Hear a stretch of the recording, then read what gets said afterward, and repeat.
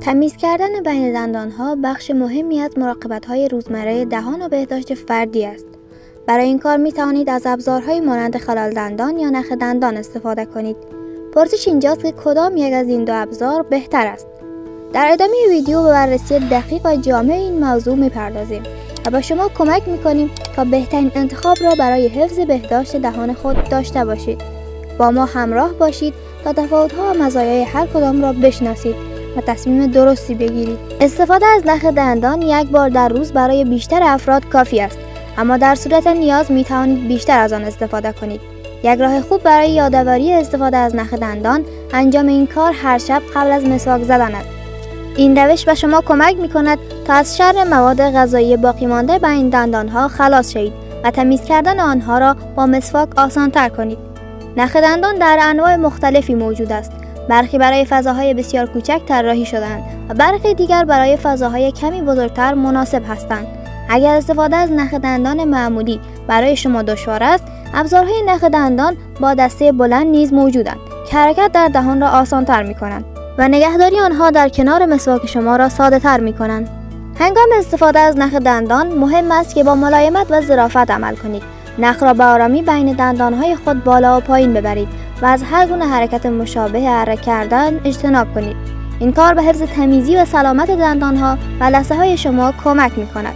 در نبرد با باکتری‌های مضر و پلاک‌های دندانی، نخ دندان 40% از کار را انجام می‌دهد.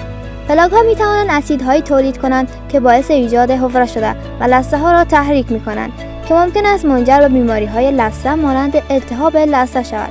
دندان‌های ما دارای 5 سطح مختلف هستند که باید تمیز شوند و نخ دندان به ما کمک می‌کند تا به این هدف برسیم. استفاده منظم از نخ دندان باعث می‌شود تا لثه‌ها و دندان‌های ما سالم‌تر باقی بمانند و خطر بیماری‌های دهان کاهش یابد. نخ دندان به شما این امکان را می‌دهد که بقایای مواد غذایی را که ممکن است بعد از غذا خوردن بین دندان‌ها باقی ماندند بردارید. این ابزار به جایی می‌رسد که مسواک‌های سنتی نمی‌توانند و به حذف پلاک‌های ساخته شده کمک می‌کند. دندان پزشکان توصیه می‌کنند حداقل یک بار در روز از نخ دندان استفاده کنید. حتی استفاده 2 تا 3 بار در هفته بهتر از استفاده نکردن آن است. استفاده از نخ دندان نباید دردناک باشد. اگر تا به حال از نخ دندان استفاده نکرده اید یا مدت زیادی از آن استفاده نکرده اید، ممکن است در ابتدا احساس ناراحتی کنید و حتی خونریزی داشته باشید. اما نباید این کار را متوقف کنید، زیرا مواد غذایی انباشته شده می‌توانند باعث خونریزی شوند. با گذشت زمان استفاده منظم، لثه‌ها به این روش تمیزکاری عادت می‌کنند و خونریزی کاهش می‌یابد.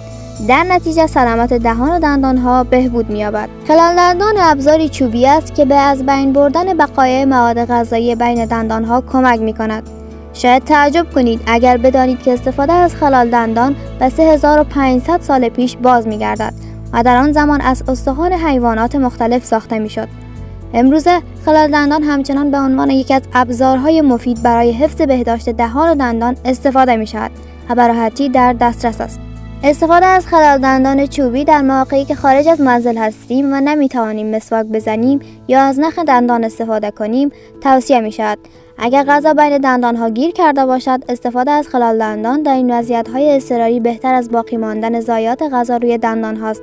هرچند نخ دندان روش اصلی توصیه شده برای پاکسازی بین دندان هاست، خلال دندان نیز می‌تواند در مواقع ضروری مفید واقع شود. این سوال که بین نخ دندان و خلال دندان کدام بهتر است، ذهن بسیاری از ما را مشغول کرده است. خلال دندان زمانی کارایی دارد که تکه‌های غذا بین دندان‌ها قابل مشاهده باشد. خلال می‌تواند این تکه‌های مشخص شده را از بین دندان‌ها خارج کند، اما رسوبات روی دندان‌ها و زیر لثه که موجب بوی بد دهان می‌شوند را تمیز نمی‌کند. استفاده از خلال دندان سخت‌تر بوده و برای لثه‌ها مضر است، زیرا می‌تواند سبب عقب نشینی لثه‌ها و تولید فضاهای ناخواسته بین دندان‌ها شود. در مقابل نخ دندان علاوه بر خارج کردن خورده‌های غذا، رسوبات نامرئی یا بزاق را از بین دندان‌ها و لثه‌ها پاک می‌کند. نخ دندان‌ها از نخ‌های نایلونی با ضخامت‌های مختلف و اسانس‌های خنک کننده تولید می‌شوند و می‌توانند حاوی فلوراید باشند. استفاده از نخ دندان به مراتب بهتر و مفیدتر از خلال دندان است و باید حداقل یک بار در روز، مخصوصاً قبل از خواب، استفاده شود. در طول خواب دهان چند ساعت بی‌تحرک می‌ماند و باکتری‌ها فرصت رشد پیدا می‌کنند که باعث فساد دندان‌ها می‌شود. نخ دندان میتواند خورده‌های غذایی را از بین دندانها خارج کند و از همه مهمتر رسوبات غذا و بزاق را از روی دندانها و لثه پاک می‌کند.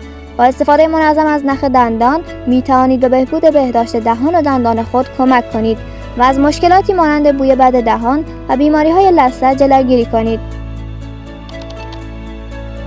نخ دندان و خلال دندان هر دو برای تمیز کردن بین دندانها مفیدند، اما نخ دندان به مراتب مؤثرتر است. خلال دندان فقط تکه‌های قابل مشاهده غذا را خارج می‌کند و ممکن است به لثه‌ها آسیب برساند. در مقابل نخ دندان علاوه بر حذف خورده‌های غذا، رسوبات نامرئی یا بزاق را از بین می‌برد و بهداشت دهان و دندان را بهبود می‌بخشد. استفاده منظم از نخ دندان حداقل یک بار در روز و ویژه قبل از خواب توصیه می‌شود.